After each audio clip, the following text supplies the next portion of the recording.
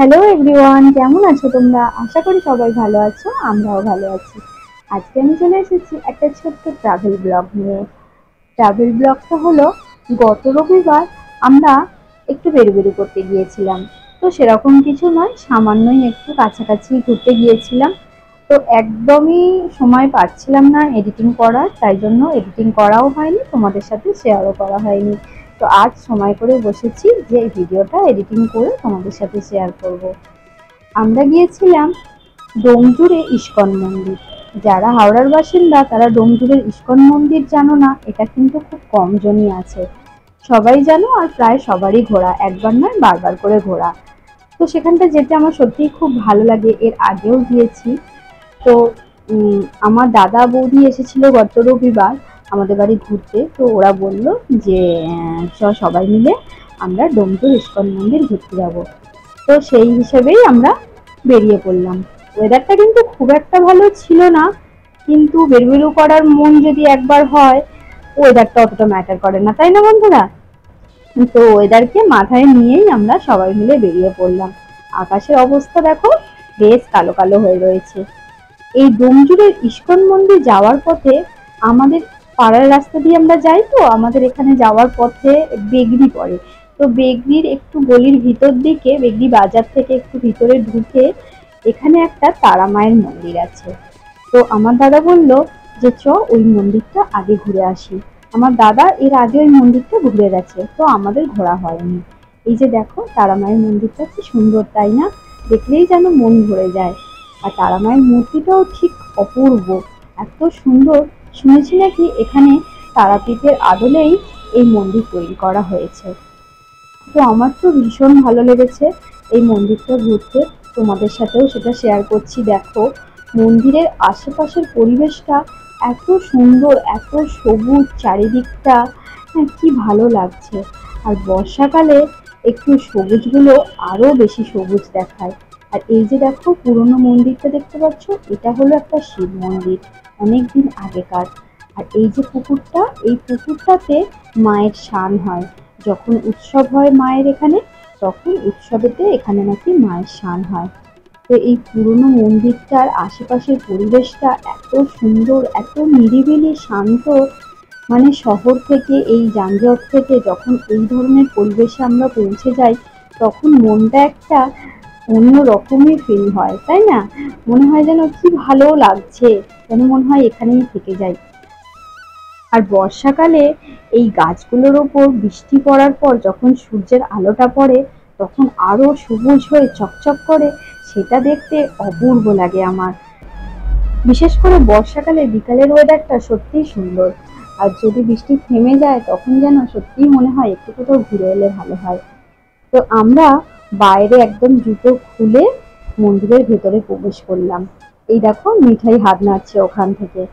খুব সুন্দর মন্দিরটা, ভিতরে কলের ব্যবস্থা ছিল। আমরা ওখানে গিয়ে আগে হাত ধুয়ে নিলাম, হাত ধুয়ে তারপর মন্দিরের উপরে প্রবেশ করলাম।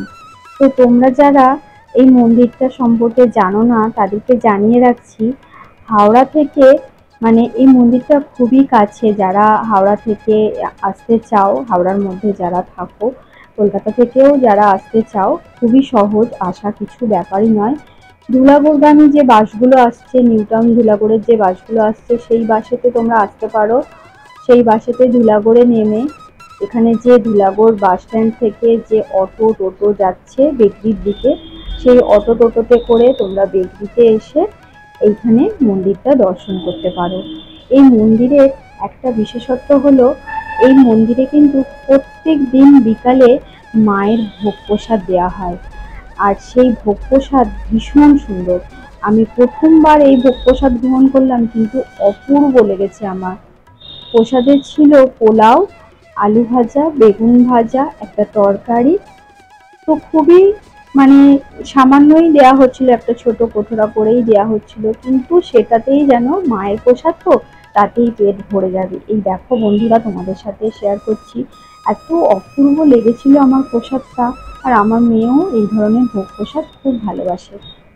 এছাড়াও এখানে প্রত্যেক বৃহস্পতিবার মায়ের অন্নভোগ হয়। মায়ের অন্নভোগ খাওয়ার জন্য দুপুরে এখানে বসিয়ে খাওয়ানো হয়। সেটা খাওয়ার জন্য যদি কেউ রাজি থাকো তাহলে অবশ্যই এখানের একটা কন্ট্যাক্ট নাম্বার দেওয়া আছে, যেটা আমি তোমাদের ভিডিওর সাথে শেয়ার করে দেব। সেই নাম্বারে ফোন করে আগে থাকতে বলে দিতে হবে যে আমরা ভোগ প্রসাদ খেতে চাই। তো সেদিন মায়ের অন্নভোগ এখানে বসিয়ে খাওয়ানো হয় প্রত্যেক বৃহস্পতিবার। তো আমার তো ভীষণ ভালো লাগে, আমরা ঠিকই করে নিয়েছি যে একটা বৃহস্পতিবার আমরা এখানে এসে অন্নভোগ খেয়ে যাব। তো তোমরা যারা যারা এই ধরনের প্রসাদ খেতে ভালোবাসো তারা অবশ্যই এসে এখানে প্রসাদ গ্রহণ করো। আর এমনিতে প্রত্যেক দিন বিকেল 4টে থেকে এরকম ছোট ছোট কটোরা করে মায়ের পোলাও ভোগ দেওয়া হয়, সেটা তোমরা প্রত্যেক দিনই পাবে, সেটার জন্য কোনো টাকা পয়সা লাগে না। কিন্তু বৃহস্পতিবারে যে অন্নভোগ খাওয়ার জন্য 35 টাকা করে টিকিট কাটতে হয়, আর সেটা আগে থাকতে ফোন করে বলে দিতে হয় কতজন খাবে, সেই অনুযায়ী ওনারা ব্যবস্থা করবেন। অনলাইনেরও ব্যবস্থা আছে, অনলাইনেও আপনারা টাকা পাঠাতে পারবেন, ফোন করলে ওনারা বলে দেবেন কীভাবে টাকা পাঠাবেন। ওখান থেকে আমরা প্রসাদ খেয়ে বেরিয়ে তখন প্রায় বাজে ওই বিকেল 5টা নাগাদ। আমরা বেরিয়েছিলাম বাড়ি থেকে 4:10-15 হবে। আর এখানে প্রত্যেকদিন 4টের পরেই প্রসাদ বিতরণ শুরু হয়ে যায়। তো 6টা পর্যন্ত প্রায় প্রসাদ বিতরণ চলে, প্রত্যেক দিনের ব্যাপার এটা। আমরা ওখান থেকে প্রসাদ খেয়ে এবার ওখান থেকে বেরিয়ে পড়ি ইস্কনের মন্দিরে যাব বলে। তো ওয়েদারটা খুবই খারাপ হয়ে আসছিল, মানে প্রথমে বেরোনোর সময় যতটা খারাপ ছিল তার থেকেও অনেক বেশি ওয়েদার খারাপ হয়ে যাচ্ছিল। তো সেই জন্য আমরা আর ওখানে খুব বেশিক্ষণ দেরি করিনি, ওখান থেকে বেরিয়ে পড়ি তাড়াতাড়ি করে ইস্কন মন্দিরে যাব বলে। আর এই যে দেখো ফোন নাম্বারটা আমি তোমাদের সাথে শেয়ার করলাম, এখানে তোমরা ফোন করে যোগাযোগ করতে পারো। তারপর আমরা ওখান থেকে বাইক নিয়ে সবাই মিলে বেরিয়ে পড়ি। তোমরা চাইলে বাইকে করেও এখানে আসতে পারো, পাড়ার রাস্তা খুব ভালো রাস্তা, পরিষ্কার রাস্তা, কোথাও জল দাঁড়িয়ে নেই, কিছু নয়। তোমরা চাইলে বেগরি দিয়ে পাড়ার রাস্তা দিয়ে বাইকে করে ওখানে আসতে পারো। তো এই দেখো এখন আমার দাদা বৌদির সাথে মিঠাই আছে আর ডুগু আছে আমাদের সাথে। তো আমরা সবাই মিলে এখন বেরিয়ে পড়েছি ইস্কন মন্দিরে যাব বলে। ওয়েদারটা যেহেতু খারাপ হচ্ছে তাই আর দেরি করিনি, তাড়াতাড়ি করেই এগোতে থাকছি। আর বলতে বলতেই আমরা মেন রোডে চলে এসেছি। আকাশটা তোমরা দেখতেই পাচ্ছ কতটা কালো হয়ে এসেছে। তো আমরা রাস্তায় বৃষ্টি পাইনি, ভগবানের অশেষ কৃপা, বাচ্চাগুলোকে ভিজতে হয়নি। মন্দিরে পৌঁছানোর পরেই বৃষ্টিটা এসেছিল। আর এই দেখো বলতে বলতেই আমরা মন্দিরে পৌঁছে গিয়ে এখন বাইক জমা দিচ্ছি। মন্দিরের ভিতরেই সুন্দর বাইক জমা দেওয়ার ব্যবস্থা আছে, 10 টাকা করে টিকিট ওখানে বাইক জমা দেওয়া।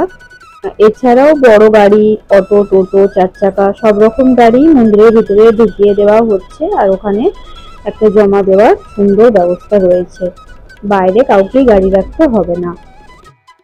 অনেকদিন ধরে ইচ্ছা ছিল মায়াপুর গিয়ে তিলক কাটবো, কপালে তিলক কেটে ঘুরবো। তো মায়াপুর তো এখনো যাওয়া হয়ে উঠলো না, তাই এই ইস্কন মন্দিরে তিলক দেয়া হচ্ছে দেখে আর লোভ সামলাতে পারলাম না। আর মিঠাই তো এই ধরনের জিনিস খুবই পছন্দ করে, তো সবার আগে ও তিলক পরে নিল। তারপর আমার পালা, আমিও সেখানে গিয়ে একটা সুন্দর করে তিলক পরে নিলাম। আর তোমাদের দাদাকেও বললাম তিলক পরে নাও। তো আমরা সবাই মিলে তিলক পরে সেখানে ঘুরছিলাম, খুব ভালো লাগছিল ঘুরতে। কিন্তু বাইরেটা বেশিক্ষণ ঘুরতে পারলাম না, ওয়েদারটা এত খারাপ হয়ে এলো যে বাইরে আমাদের 10 মিনিটও দাঁড়াতে দিল না। একটু যে বাইরেটা ঘুরে দেখবো সেই উপায় ছিল না। জোর একদম ঝেঁপে বৃষ্টি চলে এলো। আর যেই না বৃষ্টি এসেছে, যত সবাই বাইরে ঘুরছিল সবাই একদম ছুটতে ছুটতে মন্দিরের ভিতরের দিকে এগোতে থাকলো। আর এই যে দেখো এত মুষলধারে বৃষ্টি এসে গেছে, আমাদের মন্দিরে ঢুকতে ঢুকতেই বৃষ্টি নেমে গেছে। আর বৃষ্টির মধ্যেই আমি ভিডিওটা তুলছি। তারপর তাড়াহুড়ো করে আমরা সবাই মন্দিরের ভেতরে প্রবেশ করলাম। আর মন্দিরের ভেতরে যখন প্রবেশ করলাম তখন কিন্তু মন্দিরের লাইট অফ হয়ে গেছে, কারেন্ট চলে গেছে। তো কারেন্ট চলে গেছে বলে এই ভিতরটা একটু অন্ধকার আছে। আর এই যে মিঠাই তুলসী মঞ্চটায় হাত দিচ্ছিল বলে একজন ভদ্রমহিলা ওকে বারণ করলো। হ্যাঁ, আর তারপর আমরা এখানে যে রাধা গোবিন্দ ঠাকুর, হ্যাঁ রাধাকৃষ্ণ ঠাকুরের আমরা ছবি তুলতে লাগলাম, ভিডিও তুলতে লাগলাম। ভীষণ অপূর্ব সুন্দর লাগছিল, ব্যাটারির আলোতেই আলোগুলো জ্বলছিল, কিন্তু যখন কারেন্ট এসেছিল তখন মানে সব আলোতে ভীষণ চকচক করছিল, খুব সুন্দর ভিতরটা। হ্যাঁ, খুব মানে ভালো লাগছিল এখানটা বসতে দাঁড়াতে। তো আমরা ভিডিও তুলে নিচ্ছিলাম সেখানটা। আর আমরা যখন মন্দিরের ভিতরে ছিলাম তখন মন্দিরের বাইরের ভিডিওটা আমি তুলছিলাম জানালা দিয়ে। মানে এত জোর বৃষ্টি হচ্ছে, এত আকাশ ডাকছে, খুব জোর বৃষ্টি হচ্ছিল আর জানালা দিয়ে ঝাড়টা ছিটিয়ে ছিটিয়ে গায়ে এসে পড়ছিল। ছোটবেলায় এই ঝাড়টা গায়ে নিতে সবারই ভালো লাগতো, তাই না? আমারও খুব ভালো লাগে। আর ডুগু মিঠাইও এটা খুব বেশি উপভোগ করে। ওরা প্রায় সময় যখন বৃষ্টি হয় জানালার ধারে দাঁড়িয়ে সেই ঝাড়টা মুখেতে নেয়। সত্যি এটার মজা একটা আলাদা। তোমরা যারা এই মন্দিরটায় ঘুরতে আসতে চাও, হাওড়া ইস্কন ডোমজুড়ের যে মন্দিরটা, এই মন্দিরটায় আসার জন্য তোমরা হাওড়া থেকে বা কলকাতা থেকে আগে ডোমজুড়ে তোমাদের আসতে হবে। ডোমজুড়ে এসে কিংবা তোমরা অঙ্কুরহাটিতেও আসতে পারো। অঙ্কুরহাটিতে নেমে অঙ্কুরহাটি থেকে যে টোটো আসছে টোটোকে বললেই এক কথায় তারা এই মন্দিরে তোমাদের পৌঁছে দেবে। আর এই মন্দিরের পাশে একটা পার্ক আছে যার নাম নীলাঞ্জনা পার্ক। তোমরা বাচ্চাদের নিয়ে ওই পার্কেও যেতে পারো। ওখানে অনেক রকম ছোট ছোট মানে বাচ্চাদের দোলনা টোলনা চাপার জিনিস রয়েছে। তো সেটাও তোমরা এনজয় করতে পারবে। আর তারপরে এই মন্দিরে এসে ঘুরতে পারবে। বৃষ্টিটা থেমে যাওয়ার পর আমরা সবাই মিলে একটু মন্দিরের বাইরেটায় বেরিয়ে এসেছিলাম। আর দেখো বাইরেটা এত সুন্দর দেখতে লাগছে তখন। এই যে দেখো, এখানে একটা বোর্ডিংয়ের সুব্যবস্থা আছে। যেহেতু বৃষ্টি হয়েছিল খুব জোর, তো বোর্ডের ভেতরগুলো সব জলমগ্ন হয়ে গেছে আর বোর্ডিং করা সম্ভব নয়, তাই আমরা বোর্ডিংয়ের দিকে আর যাইনি। কিন্তু এমনি সময় যখন ওয়েদার ভালো থাকে তখন এখানে প্রায় সকলে বোর্ডিং করে থাকে। আর খুব সুন্দর একটা মানে জলাশয়টা ভালো লাগার মতো। তারপর আমরা আশেপাশটা ঘুরে ঘুরে দেখতে থাকি আর কিছু ফটোশ্যুট করতে থাকি। আর আকাশটা এতটাই সুন্দর লাগছিল, দাদা তো আকাশের অনেকগুলোই ছবি তুললো। খুবই ভালো লাগছিল। মানে মেঘ হয়ে রয়েছে অথচ তার মধ্যেই হালকা রোদ উঠেছে।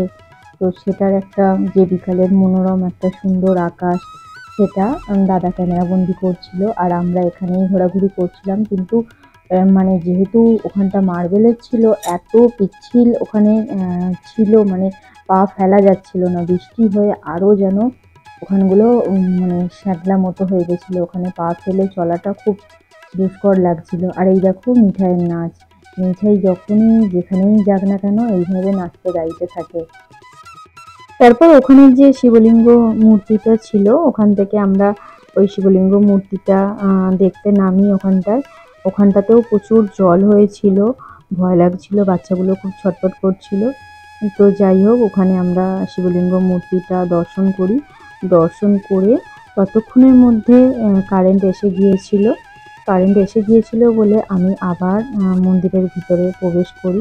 কারণ মন্দিরের ভিতরে কারেন্ট আসার পর যে সুন্দর একটা মনোরম পরিবেশ, মানে সুন্দর একটা আলো ঝলমলে যে ব্যাপারটা, সেটা ফটোশ্যুট করার জন্যই আমি আবার মন্দিরের ভেতরে প্রবেশ করি।